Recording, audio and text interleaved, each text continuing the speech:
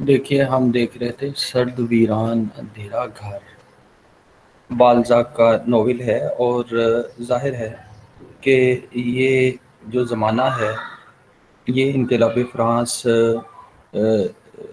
کا زمانہ ہے،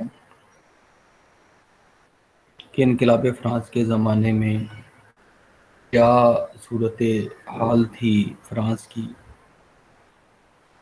ایک تو یہ، اور پھر لوگ کیا کرتے تھے، لوگوں کا مزاج کیسا تھا، اور پھر لوزین کا جو علاقہ ہے وہاں کیا کاروبار ہوتا تھا، اور سومور کے علاقے میں کیا کاروبار ہوتا تھا، اور وہاں کے لوگ جو ہیں ان کے رویے کیسے تھے، ان کا کاروبار کیا تھا، اور ان کی عمومی زندگی کیسی تھی. تو ہمیں پتہ چلتا ہے کہ وہاں انگور کی کاشت ہوتی تھی، اور انگور کی کاشت کے ذریعے جو ہے لوگ اپنا زندگی کے جو معاملات ہیں وہ چلاتے تھے. یہ بات انقلاب فرانس کے زمانے کی بات ہے، 1789 کی بات ہے. لوزین ظاہر ہے ایک علاقہ ہے، سومور ایک علاقہ ہے فرانس میں. تو یہ سومور کے اور لوزین کے جو لوگ ہیں، لوزین کے لوگ جو ہیں وہ انگور کی کاشت کرتے تھے، اور انگور کے ذریعے ظاہر ہے کاروبار جو ہے وہ کرتے تھے. لوزین اس قصبے کا بھی پورا کاروبار موسمی تغیرات پر منحصر ہے، موسمی تبدیلیوں پر منحصر ہے. جاگیردار، انگور کے کاشتکار، لکڑی کے بیوپاری، ٹن ساز، سرائے کے مالک، اور اسی قسم کے دوسرے تمام لوگ دھوپ نکلنے کا انتظار کرتے ہیں. ظاہر ہے سرد علاقہ ہے، اور سرد علاقے میں دھوپ بھی جو ہے وہ بھی بہت کم نکلتی ہے. تو لوگ جو ہے وہ دھوپ نکلنے کا انتظار کرتے ہیں. کوئی شخص بھی ایسا نہیں جو رات کو یہ ڈر دل میں نہ لے کر سوتا ہو کہ صبح اٹھ کر کہیں رات میں کوہرا پڑنے کی خبر نہ ملے. اگر انہیں بارش کا ڈر نہیں رہتا تو ہوا کے چلنے یا خشک سالی کی فکر لگ جاتی ہے. ہر آدمی یہ چاہتا ہے کہ گرمی پڑے تو اس کی مرضی کے مطابق، اور سردی ہو تو اس کی مرضی کے مطابق. ظاہر ہے موسم تو کسی کی دسترس میں نہیں ہے کہ لوگوں کی خواہشات کے مطابق گرمی پڑے اور لوگوں کی خواہشات کے مطابق سردی پڑے. ظاہر ہے موسموں پر کسی کا کوئی کنٹرول نہیں ہے، لیکن خواہش جو ہے وہ بہرحال سب کی ہے. خواب سبھی دیکھتے ہیں کہ موسم ان کی مرضی کا ہو، وغیرہ وغیرہ. غرض ہے کہ موسم اور انگور کے کاشتکاروں میں ہمیشہ لڑائی رہتی ہے. کس کس میں؟ موسم میں اور انگور کے کاشتکاروں میں. کیونکہ انگور کے کاشتکاروں کا دار و مدار ہی سارے کا سارا انگور پر ہے، اور اگر موسم خراب ہے تو ظاہر ہے ان کی فصل جو ہے اس کے تباہ ہونے کا خطرہ ہے. غرض ہے کہ موسم اور انگور کے کاشتکاروں میں ہمیشہ لڑائی رہتی ہے. درجہ حرارت کی تبدیلیوں کے ساتھ ساتھ چہروں پر رونق یا پژمردگی کے آثار کی شخصیت پر بہت زیادہ ہوتا ہے. یعنی اگر موسم ان کی مرضی کے مطابق ہے تو ظاہر ہے ان کے چہرے پر بھی رونق کے آثار آپ کو نظر آئیں گے. اور اگر موسم ان کی مرضی کا نہیں ہے، یعنی لوگوں کی مرضی کا، لوزین کے لوگوں کی مرضی کا نہیں ہے، سومور کے لوگوں کی مرضی کا نہیں ہے، فرانس کے لوگوں کی مرضی کا نہیں ہے، یہ فرانس کا ظاہر ہے ایک پسماندہ علاقہ.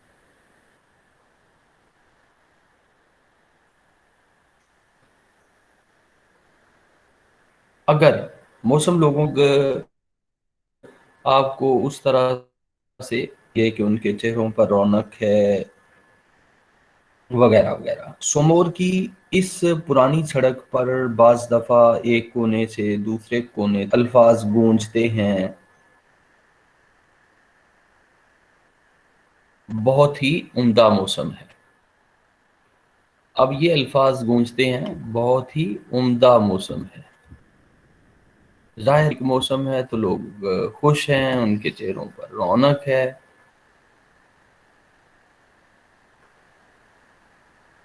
تو لوگ اس کا اظہار بھی کرتے ہیں کہ بہت ہی عمدہ موسم ہے. یا پھر یہ فقرہ دہرایا جاتا ہے بارش تو کھن برسا رہی ہے. یہ محض استعارہ ہے. انہیں دھوپ اور بارش کی قیمت کا پورا پورا علم ہے.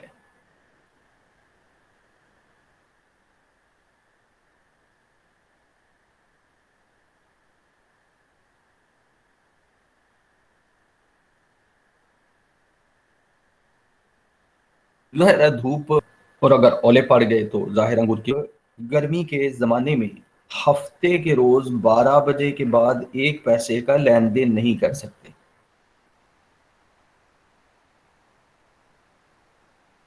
یہ ہفتے کے روز 12 بجے کی بات ہے، اور ظاہر ہے یہ ان کا چھٹی کا دن ہوتا ہے، یا انٹرٹینمنٹ کے لیے وہ چلے جاتے ہیں، یا پھر اپنے انگور کی فصلوں کے لیے کو دیکھنے کے لیے چلے. تھوڑی بہت زمین ہے، اراضی ہے، اور انگوروں کا چھوٹا موٹا باغیچہ بھی. اس لیے وہ دیہات میں چھٹی گزارنے چلے جایا کرتے ہیں.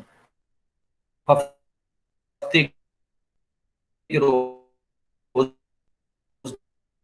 12 بجے کے بعد آپ ان کے ساتھ کوئی کاروبار اس لیے نہیں کر سکتے کہ وہ اپنے گاؤں میں اسی طرح میں ہر قسم کی تفصیلات معلوم ہے. مثلا وہ کہاں آتے جاتے ہیں، کیا خریدتے ہیں، کیا بیچتے ہیں، کتنا نفع یا نقصان ہوا ہے. چنانچہ لوگ 12 گھنٹے میں سے 10 گھنٹے چھوٹے چھوٹے گروہوں میں بٹ کر اپنے ہمسایوں کے معاملات پر تبصرہ کرنے میں گزارتے ہیں. اچھا، یہ انقلاب فرانس کے زمانے کا جو مزاج ہے اس سوسائٹی کا، یہ اس کی عکاسی کی گئی ہے. گھر والی تیتر خریدے تو ہمسائے اس کے شوہر سے پوچھتے ہیں کہ تیتر کیسا پکا تھا. اچھا، کوئی دوشیزہ ذرا کھڑکی سے منہ نکالے تو بے فکرے فوراً تاڑ لیتے ہیں. بظاہر تو یہ مکان خاموش، تاریک اور پر اسرار معلوم ہوتے ہیں. اب پر اسراریت کیوں پیدا ہوئی ہے؟ پر اسراریت مسٹری اس لیے پیدا ہوئی ہے، اس لیے بھی پیدا ہوئی ہے کہ وہاں خاموشی ہے، وہاں تاریکی ہے، وہاں مکانوں کا سٹرکچر ایسا ہے، پھر ان کا لائف سٹائل جو ہے انقلاب فرانس کے زمانے کا اسی طرح کا ہے کہ مکانات سے جو ہے وہ آپ کو ایک مسٹری کا احساس ہوتا ہے، پر اسراریت کا احساس ہوتا ہے. ظاہر ہے تاریکی بھی ہے، خاموشی بھی ہے، لیکن ان کی کوئی بات بھی لوگوں سے ڈھکی چھپی نہیں رہتی. اسی طرح ہر ایک یہ جانتا ہے کہ دوسرا کیا سوچ رہا ہے. یعنی لوگ لوگوں کی ٹوہ میں جو ہے وہ لگے رہتے ہیں. پہلی بات تو یہ ہے کہ زندگی گھروں سے باہر ہی، ان لوگوں کی زندگی زیادہ گھروں سے باہر ہی کٹتی ہے. وہ اپنے مکان پہ رہتے ہیں، وہیں ناشتہ کر لیتے ہیں، اور اکثر کھانا بھی وہیں بیٹھے بیٹھے کھاتے ہیں. اچھا، یہ انقلاب فرانس کے زمانے کا فرانس ہے. چھوٹے موٹے خاندانی جھگڑوں کا فیصلہ بھی ڈیوڑی ہی میں ہوتا ہے. ہر راہ گیر کا جائزہ بڑی توجہ کے ساتھ لیا جاتا ہے. یعنی کوئی آ رہا ہے، جا رہا ہے، کہاں سے آ رہا ہے، کہاں جا رہا ہے، وغیرہ. اس کا جو ہے معاملہ یہ ہے کہ بہت ہی توجہ کے ساتھ جو ہے وہ ہر چیز کا جو ہے راستہ چلنے والوں کا بھی جائزہ لیتے رہتے ہیں. چنانچہ اس قصبے میں آنے والوں کو اچھی طرح خاصی ہفت خاں طے کرنا پڑتی ہے، اور ہر گھر کی دہلیز سے اس پر سوالوں کی بوچھاڑ ہوتی ہے۔ یعنی اگر کوئی اس قصبے میں آتا ہے تو اس کو جو ہے وہ کافی دقت کا سامنا کرنا پڑتا ہے۔ ان طریقوں کے استعمال سے بہت سے لطیفے جمع ہو سکتے ہیں۔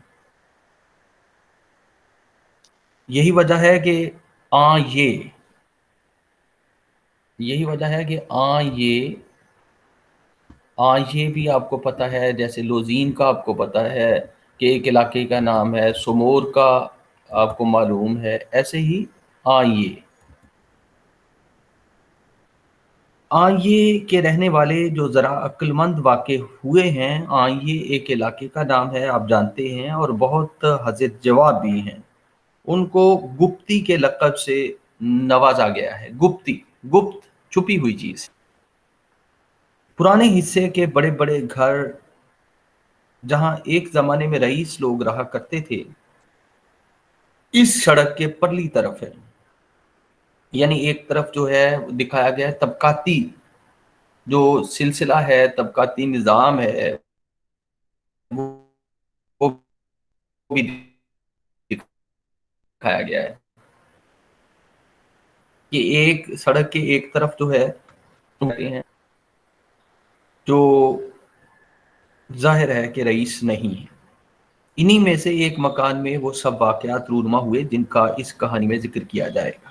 جیسا کہ بتایا جا چکا ہے، یہ ایک اداس سا مکان تھا اور پرانے زمانے کی ایک متبرک یادگار۔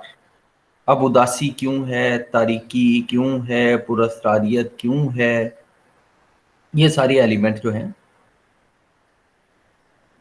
ان کا تعلق جو ہے انقلاب فرانس کے زمانے کی ایک گھر سے ہے۔ یہ پہلے زمانے کے سیدھے سادے مرد عورتوں کے لیے بنایا گیا تھا مکان، لیکن اب ان روایات سے فرانس دن بدن دور ہوتا جا رہا ہے۔ یعنی وہ سیدھے اب نہیں مراد۔ اس ٹیڑھی میڑھی خوبصورت سی سڑک پر چلتے چلتے آپ کو بہت سی چیزیں جن سے زمانہ ماضی کی یادیں ابھر آئیں گی۔ یعنی آپ سڑک پر چل رہے ہیں تو سڑک پر چلتے ہوئے فلیش بیک میں بہت سارے واقعات ماضی کے آپ کے ذہن میں آنا شروع ہو جائیں گے، سائملٹینیسلی، یک کے بعد دیگرے، ایک کے بعد ایک واقعہ، ایک کے بعد ایک یاد ماضی کی آپ کے ذہن میں ہو جائے گی، اور آپ غیر شعوری طور پر خوابوں میں الجھ کر رہ جائیں گے۔ یعنی امیجینیشن میں انسان چلا جاتا ہے۔ آخر کافی آگے چل کر آپ ایک تاریخ سے گوشے میں پہنچ جائیں گے۔ یعنی ایک تاریخ سے گوشے میں پہنچ جائیں گے۔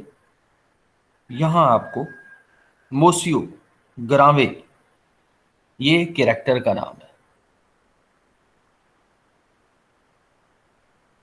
سرد ویران اندھیرا گھر میں یہ کریکٹر ہے، موسیو گراوے کے گھر کا دروازہ نظر آئے گا۔ کریکٹر ہے، پہلا کریکٹر ہے جس یعنی کافی آگے چل کر جب آپ ایک تاریخ سے گوشے میں پہنچتے ہیں تو آپ کا جس سے آپ کی ملاقات ہوتی ہے اس کا گھر نظر آئے گا، اور وہ کون ہے؟ موسیو گراوے۔ قصباتی لوگوں کے ذہن میں یہ فکرہ فخر و مباحات کا جو تصور پیدا کرتا ہے، اسے ٹھیک طرح بیان کرنا مشکل ہے۔ قصباتی لوگوں کے ذہن میں یہ فکرہ فخر و مباحات کا جو تصور پیدا کرتا ہے، اسے ٹھیک طرح بیان کرنا مشکل ہے۔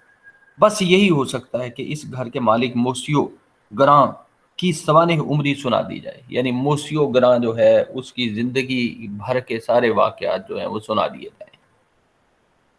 موسیو گراں میں کو سومور میں ایک خاص قسم کی شہرت حاصل تھی۔ اب سومور آپ کو معلوم ہے فرانس کا پسماندہ علاقہ ہے، اور یہ انقلاب فرانس کا دور ہے۔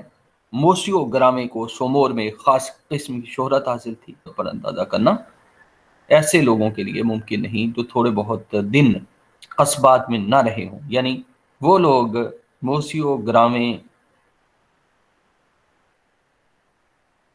کا اور اس کے اثرات کا اور اس کی ریزنز کا اندازہ کر سکتے ہیں جو تھوڑے بہت دن کسی قصبے میں رہے ہوں۔ دو چار بڑے بوڑھ پہلے کا زمانہ یاد تھا، یعنی انقلاب فرانس سے بھی پہلے کا زمانہ یاد تھا۔ وہ موسیو گرامے کو گرامے میاں کہہ کر پکارا کرتے، لیکن ایسے لوگوں کی تعداد کم تھی۔ موسیو گرامے کی ایک خاص شہرت تھی سومور میں۔ سومور جو ہے وہ فرانس کا ایک علاقہ ہے اور ظاہرہ پسماندہ علاقہ ہے، اور انقلاب فرانس کا سے پہلے کا زمانہ ہے۔ اور پھر موسیو گرامے کو نہ صرف ایک خاص طرح کی شہرت حاصل تھی، بلکہ اس کے اثرات اور اس کی ریزنز بھی جو ہیں وہ تھیں، اور ان کے اثرات اور ان ریزنز کا اندازہ جو ہے وہی کر سکتا ہے، ان وجوہات کا اندازہ وہی لگا سکتا ہے جو قصبے میں تھوڑے بہت دن زندگی گزار چکا یا رہ چکا۔ اچھا، موسیو گرامے کو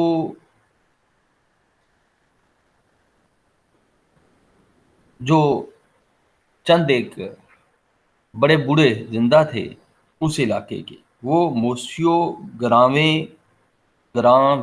میاں کہہ کر پکارا کرتے، لیکن ایسے لوگوں کی تعداد کم تھی، زیادہ نہیں تھی، اور وہ سال بسال تیزی سے غائب ہوتے جا رہے تھے۔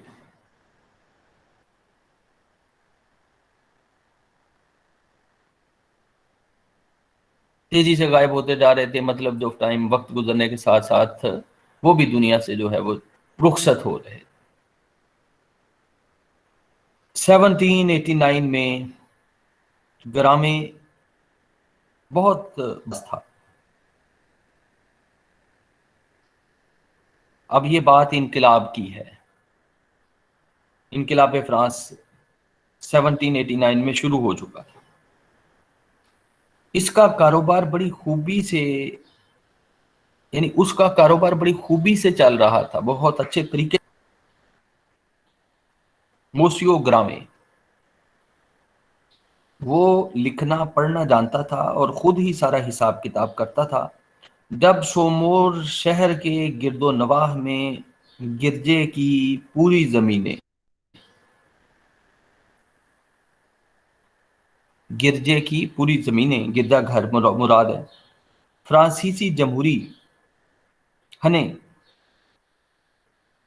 اپنے قبضے میں کر لیں اور انہیں نیلام کیا، یعنی انہوں نے فرانسیسی ساری زمینیں جو ہیں وہ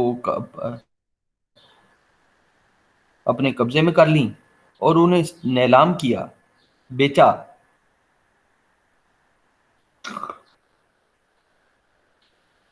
تو اس وقت ٹن ساز کی عمر 40 سال تھی، اور اسی زمانے میں اس نے ایک دولت مند لکڑی کے بیوپاری کی بیٹی سے شادی کی تھی۔ موسیو گرامے کی بات ہے کہ اس وقت اس کی عمر جو ہے وہ 40 سال تھی، دولت مند لکڑی کے بیوپاری کی بیٹی سے شادی کی تھی، اس کے پاس اپنا بھی بہت سا پیسہ تھا، اس کے علاوہ بیوی کا جہیز بھی موجود تھا۔ چنانچہ وہ زمین خریدنے پہنچا۔ جو شخص انہیں نیلام کرنے پر مامور تھا اسے گرامے کے خسر نے 2 سولوئی دیے۔ اب اس کے خسر نے جو ہے اس کو 2 سولوئی دیے، یعنی جو اس وقت کا سکہ تھا رائج الوقت، ٹھیک ہے، اس کی طرف اشارہ ہے۔ اس نے اس کے عوض ٹن ساز کو بہترین انگور کے کھیت، ایک پرانا سا گرجا اور زمین کے چند ٹکڑے دے دیے۔ اگرچہ انہیں حاصل کرنے کا طریقہ معیوب سا تھا، یعنی بڑی یہ عیب والی بات تھی، لیکن بہرحال قانون کی روح سے وہ اب ان سب کاموں کا مالک تھا۔ کون؟ موسیو گرامے۔ سومور والوں کو انقلاب سے ذرا بھی ہمدردی نہ تھی، سومور کو انقلاب سے ذرا بھی ہمدردی نہ تھی۔ گرامے بڑا باہمت، محب وطن، جمہوریت کا طرفدار ترقی پسند مفکر اور نہ جانے کیا کیا سمجھا جاتا تھا. یعنی اسے پروگریسو جو ہے وہ سمجھا جاتا تھا، اور ڈیموکریسی کا، جمہوریت کا طرفدار سمجھا جاتا تھا، اور وطن سے محبت کرنے والا اور بڑا جو ہے وہ دلیر آدمی سمجھا جاتا تھا.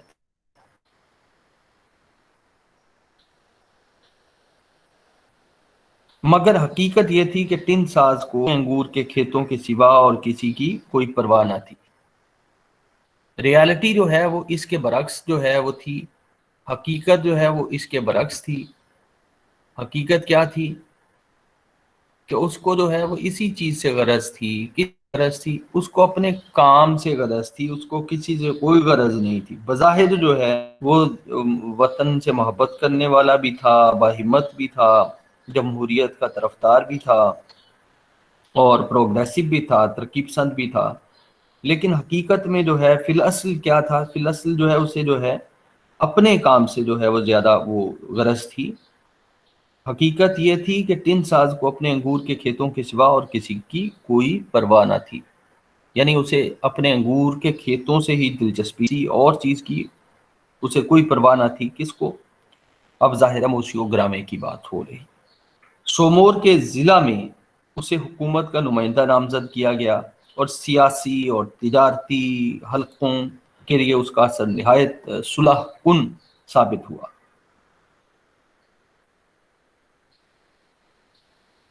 جہاں تک سیاست کا تعلق ہے، اس نے پرانے لوگ رکھی اور پوری کوشش کی کہ ان کی جائیداد بکنے سے بچی رہے.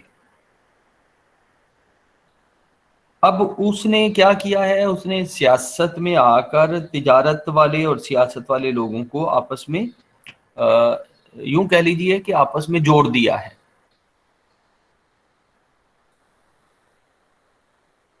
اور اس نے جو ہے وہ ایران میں خلیج پیدا جو ہے وہ نہیں ہونے دی. تجارتی سلسلے میں اس نے جمہوری فوجوں کو 2000 سفید شراب مہیا کرنے کا ٹھیکہ لے لیا. اب جمہوری فوجوں کی بات ہے. ظاہر ہے وہ ٹھنڈ پڑتی ہے، اور ٹھنڈ کی وجہ سے جو ہے یہ مغرب میں یہ شراب وغیرہ جو ہے وہ پیتے ہیں، اور ان کے کلچر کا حصہ بھی ہے. اور ان کے عوض چند بہت ہی زرخیز چراگاہیں حاصل کیں جو کسی خانقاہ کی راہباؤں کی ملکیت تھیں، اور جنہیں آخری وقت تک محفوظ رکھا گیا. اب اس نے جو ہے 2000 بڑے کنستر سفید شراب مہیا کرنے کا ٹھیکہ لے لیا، اور اس کے عوض جو ہے زرخیز چراگاہیں جو ہیں اس کو ملی. اور اس کے بارے میں پتہ چلتا ہے کہ وہ راہباؤں کی ملکیت تھیں، جس ان چراگاہوں کو اس نے آخر وقت تک جو ہے وہ اپنے پاس محفوظ رکھا. ظاہر ہے اس کی ملکیت جو بن گئی. یعنی اس نے کہا کہ 2000 سفید شراب کی جو ہے وہ دوں گا، اور یہ اس کا ایگریمنٹ ہو گیا، اور اس کو چراگاہیں مل گئیں.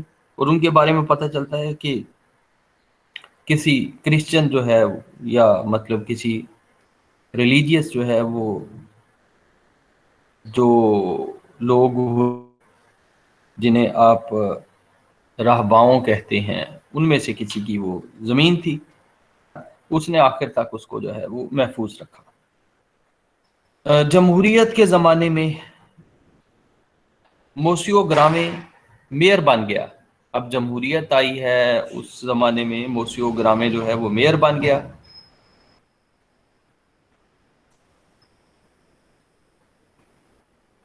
اس نے عوام کے ساتھ بھی اچھی نبھائی، یہ بھی بہت کچھ کر لیا. اب اس نے اب یہ آپ کو پتہ چل رہا ہے کہ اس نے پیسہ کمایا ہے. جب حالات بدلے اور بادشاہت قائم ہوئی تو وہ موسیو گرامے بن گیا. جب حالات بدلے اور بادشاہت قائم ہوئی تو وہ کیا ہو گیا؟ موسیو گرامے بن گیا. لیکن گرامے اب بھی جمہوریوں کا طرفدار خیال کیا جاتا تھا. یعنی بادشاہت کے زمانے میں بھی اسے یہی سمجھا جاتا تھا کہ یہ جمہوریت کا طرفدار ہے. اور نپولین کو جمہوریت پسند لوگ بالکل پسند نہ تھے. نپولین بوناپارٹ کی بات ہے. نپولین کو جمہوریت پسند لوگ بالکل پسند نہ تھے، اس لیے اس کی جگہ ایک اور بہت بڑے جاگیردار کو میئر بنا دیا گیا، جسے نواب کا خطاب ملنے کی بھی امید تھی۔ موسیو گرامی کو ان اعزازات کے چھن جانے کا ذرا بھی افسوس نہ ہوا۔ اپنی نظامت کے دوران اس نے شہر کی خدمت کی تھی اور کئی عمدہ سڑکیں بنوائی تھیں جو بہر طور اس کی سے ہو کر گزرتی تھی۔ اس کے مکان اور زمینوں پر بڑا واجبی محصول لگایا گیا تھا، اس کے مکان اور زمینوں پر بڑا واجبی ٹیکس لگایا گیا تھا، اور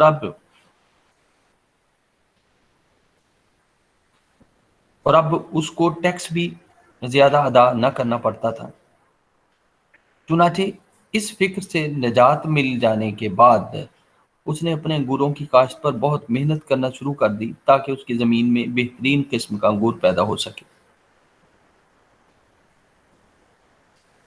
لیجنڈ آف آنر کے تمغے پر بھی اس کا خاصا حق تھا، اور آخر 1806 میں اسے یہ اعزاز مل بھی گیا۔ اس وقت موسیو گرامی کی عمر 57 سال کی تھی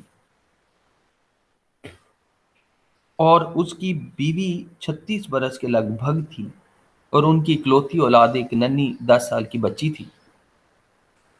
قدرت نے غالباً اس کے حاکمانہ تنزل کی تلافی کرنا کہ اسی سال وہ 3 جائیدادوں کا وارث بن گیا، جن کی کل آمدنی کے متعلق قیاس آرائیاں ہی ہوتی رہیں، کیونکہ صحیح اطلاع کہیں سے بھی نہ مل سکی۔ ان میں سے پہلی تو اسے مادام دلاگوویٹی نیئر کی موت پر ملی۔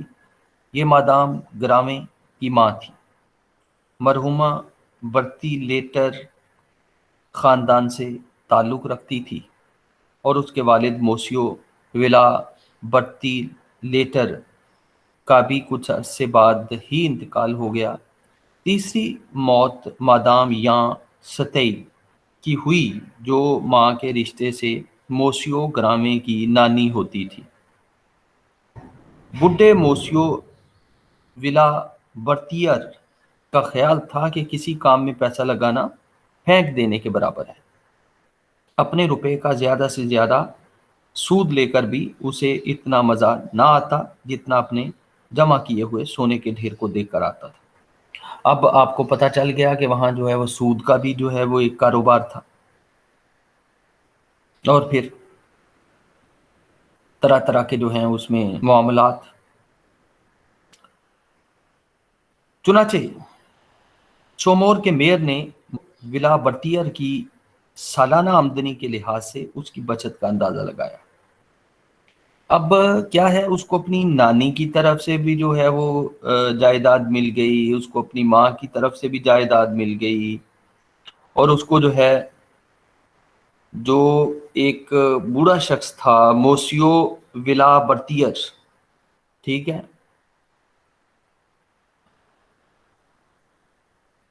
چنانچہ سومور کے میئر نے موسیو ولا برتیئر کی سالانہ آمدنی کے لحاظ سے اس کی بچت کا اندازہ لگایا۔ ہمیں مساوات اور اخوت کی کتنی ہی دھت کیوں نہ ہو، لیکن رتبے کا فرق نہیں مٹ سکتا۔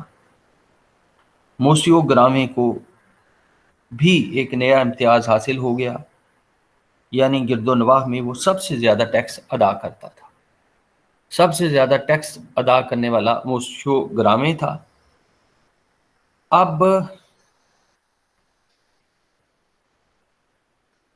وہ 100 ایکڑ کے رقبے میں انگوروں کی کاشت کرتا تھا، یعنی اب وہ انگوروں کی کاشت کرنے والا ایک بہت بڑا جو ہے وہ بیوپاری تھا۔ 100 ایکڑ رقبے میں انگوروں کی کاشت کرتا تھا۔ ظاہر ہے جتنے زیادہ انگور ہوں گے، جتنی زیادہ انگوروں کی کاشت کرے گا، پھر اتنی زیادہ شراب کشید کرے گا، اور جتنی زیادہ شراب کشید کرے گا اتنی زیادہ وہ فروخت کرے گا، اور اتنا زیادہ اس کے پاس پیسہ آئے گا۔ یعنی اب آپ کو پتہ چلا کہ پیسے کا جو ذریعہ ہے وہ انگور کی کاشت ہے، اور انگور کی کاشت سے شراب ہے، اور شراب وہ بیچ کر پیسہ کماتے ہیں۔ فصل اچھی ہو تو کوئی 800 کنستر ہو جاتی تھی۔ 700-800 कनस्तर हो जाती थी। उसके 13 छोटे खेत थे। मोसियो ग्रामे के 13 छोटे खेत थे। एक पुराना गिरजा था। यानी अब गिरजा किस चीज की अलामत है? गिरजा गिरजा क्रिश्चियनिटी की अलामत है, ईसाइयत की अलामत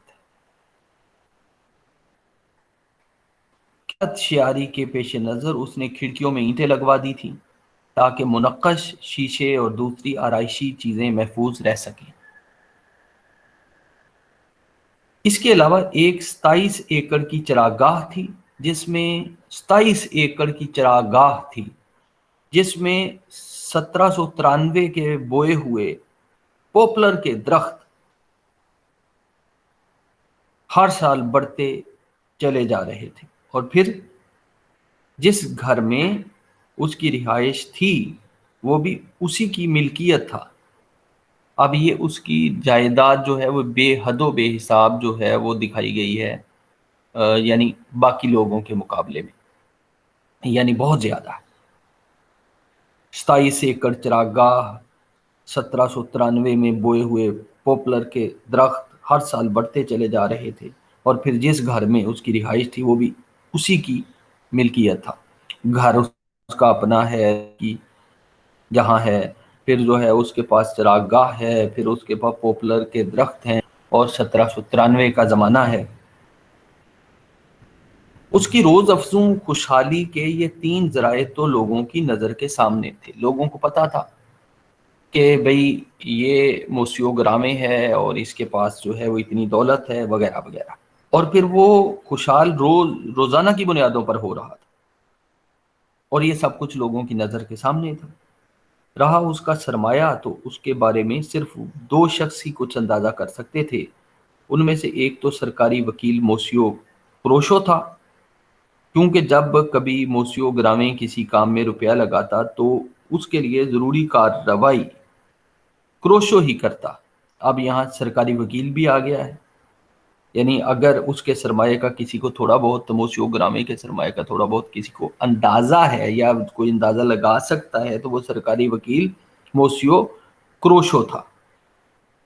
दूसरा शख्स शहर का सबसे अमीर साहूकार मोसियो वे ग्रांसिन था, जिसने ग्रामे के बहुत से ऐसे काम अंजाम दिए जिनका सोमोर में किसी को इल्म ना था।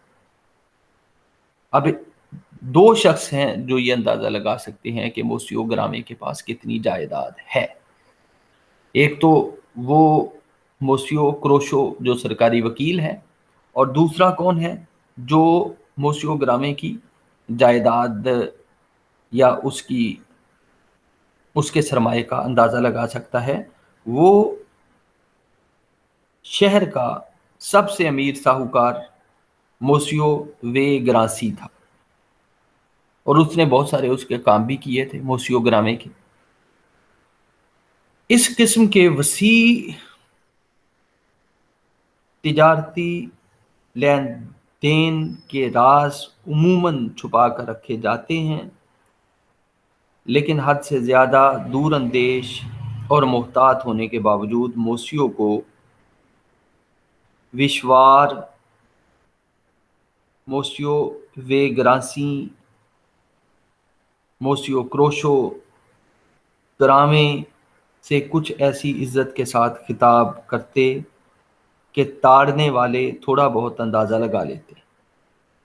लिहाजा ये तो जाहिर था कि उनके साबिका मेयर की दौलत यकीनन बेशुमार थी, जिसकी वजह से ये लोग इस दर्जा खुशामद में लगे रहते थे। यानी उसकी दौलत की वजह से उसकी खुशामद की जाती थी।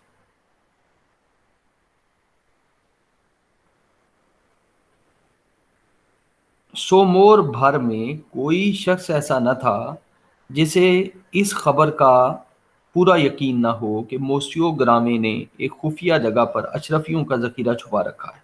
सोमोर भर में कोई शख्स ऐसा न था जिसे इस खबर का पूरा यकीन न हो कि मोसियो ग्रामे ने एक खुफिया जगह पर अशरफियों का जखीरा छुपा रखा है। यानी अब उसके पास अशरफियों का जखीरा भी था, और वो हर रात उस सोने के बेपनाह ढेर को टिकटिकी लगाए देखता रहता है और खुशी से फूला नहीं समाता। यानी उसके पास सोने का ढेर है, شومور میں وہی ایک شخص نہ تھا جسے روپے سے پیار ہو. اچھا، شومور میں اور بھی بہت سارے لوگ تھے جن کو روپے سے پیار تھا، اس لیے بہت سے ہمدرد اس کی آنکھوں کی طرف دیکھ کر ہی اس خبر کی تصدیق کر لیتے تھے، کیونکہ ان کا کہنا تھا کہ اس کی آنکھوں میں سنہری سکوں کی جھلک تھی. یعنی لوگ جو ہیں اس کی باڈی لینگویج دیکھ کر، اس کی آنکھیں دیکھ کر ہی اندازہ لگا لیتے تھے کہ اس کے پاس جو ہے وہ سونا ہے. شومور میں وہی ایک شخص نہ تھا جسے روپے سے پیار تھا، اس لیے بہت سے ہمدرد اس کی آنکھوں کی طرف دیکھ کر ہی اس خبر کی تصدیق کر لیتے تھے، کیونکہ ان کا کہنا تھا کہ اس کی آنکھوں میں سنہری سکوں کی جھلک تھی، یعنی اس کے پاس سونا ہے، جنہیں وہ گھنٹوں بیٹھا گھورتا رہتا تھا. اور پھر صرف ایک نشانی، یہ ایک نشانی نہ تھی بلکہ اس کی بہت سی چھوٹی چھوٹی عادات، دزدیدہ حرکات اور غیر اخلاقی طور پر لالچ کا اظہار اس کے ہم مذاق لوگوں کی تیز نظروں سے پوشیدہ نہ رہا تھا. لالچی بھی تھا. دراصل جو شخص بہت اونچے نرخ پر روپیہ قرض دیتا ہو، یعنی وہ قرض بھی دیتا تھا اور قرض کے بدلے میں سود بھی لیتا تھا اور بہت زیادہ سود، اس کی آنکھوں میں لومڑی سی عیاری جھلکنے لگتی ہے. یعنی وہ قرض دیتا تھا اور قرض کے بدلے میں سود لیتا تھا، اور پھر لوگ کہتے ہیں کہ اس کی آنکھوں میں لومڑی کی سی عیاری پیدا ہو چکی تھی یا جھلکتی تھی. اور رفتہ رفتہ ایک جواری نفس پرست یا درباری کی آنکھوں کی طرح سکڑ جاتی ہیں. بات یہ ہے کہ پر اسرار مذہبی فرقوں کی طرح جذبات کے بھی چند اشارے کنارے ہوتے ہیں جنہیں واقف کا لوگ ہی سمجھ سکتے ہیں. اب جو لوگ جذبات کا اندازہ لگا لیتے ہیں، جو باڈی لینگویج پڑھ لیتے ہیں، وہ موسیو گرامے کے پاس دولت کا بھی اندازہ لگا لیتے تھے، اور وہ اس بات کا بھی اندازہ لگا لیتے تھے کہ اس کے پاس جو ہے وہ سونے کی اشرفیاں ہیں، سونے کا ڈھیر ہے. اور پھر جب وہ سود پر جو ہے وہ قرض دیتا تھا تو اس کی آنکھوں میں جو جو جو لومڑی جیسی جو اس کی آنکھوں میں عیاری جھلکتی تھی، لوگ اس کو بھی جو ہے وہ پڑھ لیتے تھے. تو بہرحال جو ہے وہ ایک کریکٹر کے ذریعے یہ بھی بتا دیا گیا ہے کہ یہ صرف ایک ہی شخص ایسا نہیں تھا جو دولت کا پجاری تھا، بلکہ اس جیسے جو ہیں وہ کئی ایک شخص تھے سومور میں، فرانس کے شہر سومور میں، جو دولت کے پجاری تھے. تو ایک کریکٹر کے ذریعے جو ہے وہ پورے سماج کو آئینہ کیا ہے بالزاک نے.